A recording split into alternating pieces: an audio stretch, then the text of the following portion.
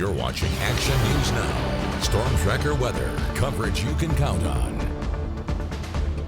Here's a live look from Alert California's Big Valley camera. And if you notice it looks a little bit smoky out there, that's because CAL FIRE is doing a prescribed burn in northern Lassen County. The Lassen MoDOC unit says crews will be conducting that 400-acre burn south of Bieber near County Road A2 until September 20th. So no need to call that in if you're seeing smoke. Chief Meteorologist Howie Gordon tracking conditions for us. Right now, Howie, fire danger is not too terribly high, so probably not the worst time to do a burn like that.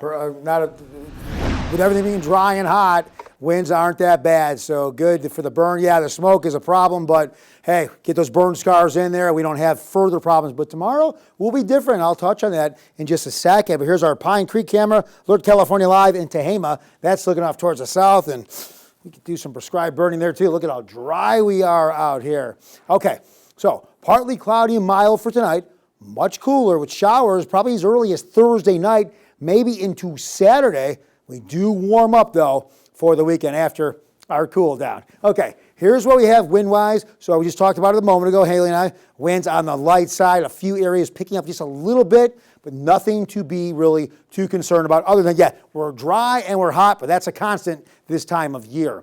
Here's what we have overnight. We'll drop down into the mid-60s. Nice cool air up there in Chester, dropping to 52, while Bernie will see a low of 50. Magalia staying right on par with the valley with a low of 66 degrees. Okay, we'll be cooler tomorrow, but still above average. With some spots in the mid-90s for the valley. You go to Weaverville and Hayfork, still in the low to mid-90s. Much better in Chester at 84. Bernie topping out at 88. Magalia, not bad at all, with a high of 84 degrees. Okay, so here we are. It's Wednesday. High pressure keeping us relatively sunny, mostly cloud-free, and on the hot side.